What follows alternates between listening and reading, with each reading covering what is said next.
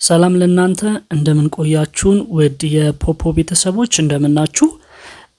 በዚህ የዩቲዩብ ቻናላችን ላይ እንግዲህ ብዙ መረጃዎችን ለእናንተ እያካፈልን መቆየታችን ይታወቃል። እንግዲህ ምን ቀጥል ይሆናል ማለት ነው።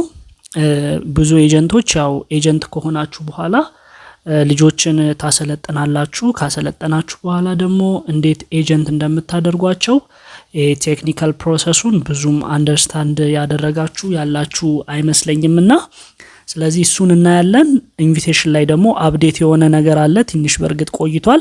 ብዙዎቻችሁ ግን ፌል ያረጋባችሁ ስለሆነ እሱንም አፕዴት እነግራችኋለሁ ማለት ነው። እነዚህ ሁለት መረጃዎች በጣም ወሳኝ ናቸው። በተለይ ለኤጀንቶች ሆስትም ብትሆኑ ነገ ለእናንተ ሊጠቅማችሁ ስለሚችል ይህንን መረጃ እንድትይዙትና እንድትሰሩበት ወይንም ደግሞ በደንብ አንደርስታንድ እንድታደርጉት ይመከራል ማለት ነው።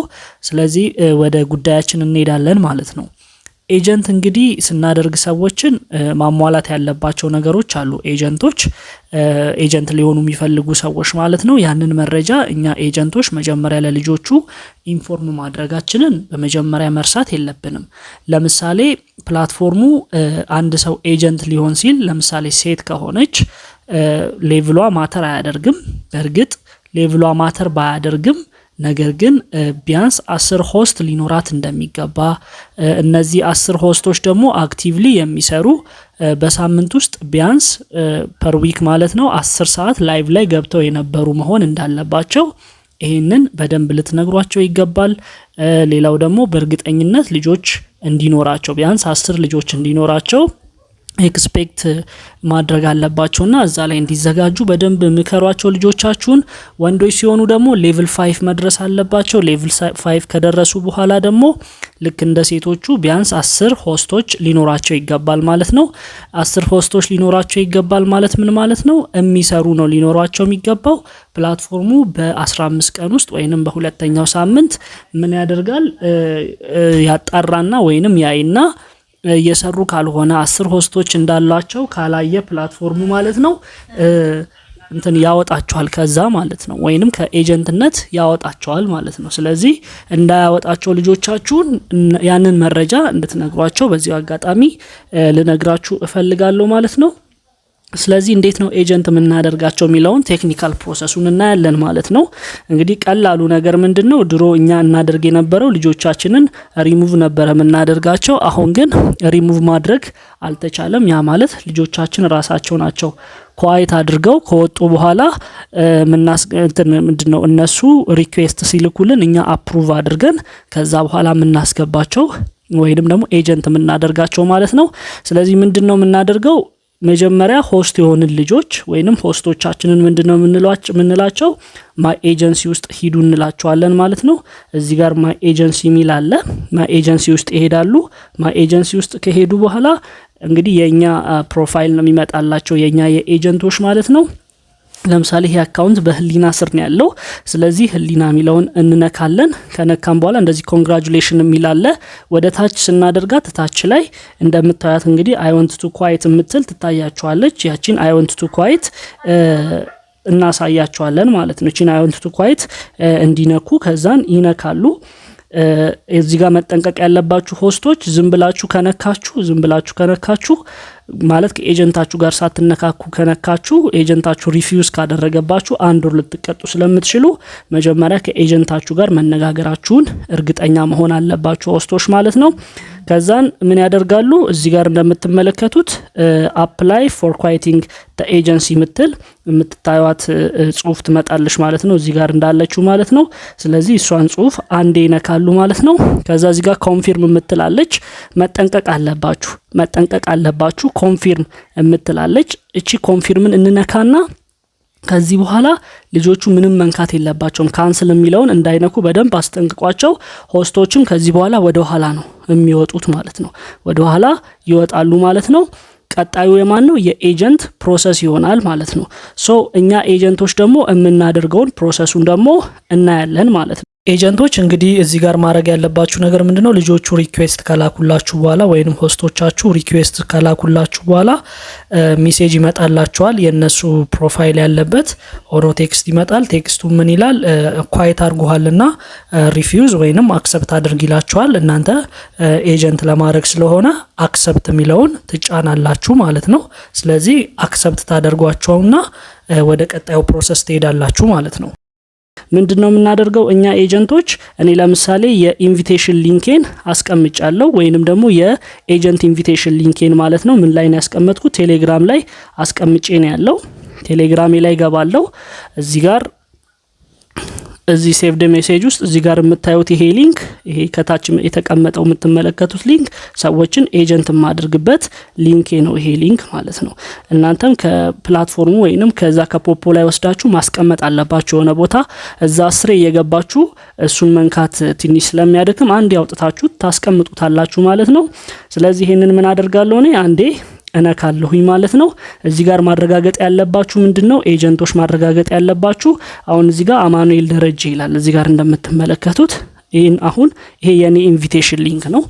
ስለዚህ ይሄ አማኑኤል ደረጀ ይላል። የናንተ መኖሩን እርግጠኛ መሆን አለባችሁ። እዚህ ጋር የናንተ ፎቶና ስማችሁ መኖሩን በደንብ እርግጠኛ ሁኑ። እርግጠኛ ካልሆናችሁ መስራት አትችሉም ወይንም ደግሞ ልጆቹን ኤጀንት ማድረግ ስለማይቻል ማለት ነው። ኔክስት ምንድነው የምታደርጉት? እዚህ ጋር ኤጀንት የምታደርጉት ሰው አይዲው ያስፈልጋችኋል። ኤጀንት የምታደርጉት ሰው ማለት ነው። እዚህ ጋር እኔ ወደ ኋላ ወጣና ይሄ የኔ ሁለተኛ አካውንቴ ነው፣ ራሴን ነው ኤጀንት ላደርግ ያሰብኩት ማለት ነው። ስለዚህ እዚህ ጋር 4679994 ይላል። እሱን ኮፒ አድርገዋለሁ። ከጎን የኮፒ ምልክቷለች፣ ከታች ኮፒ ቱ ክሊፕቦርድ ብሎኛል። ስለዚህ ምን አደርጋለሁ?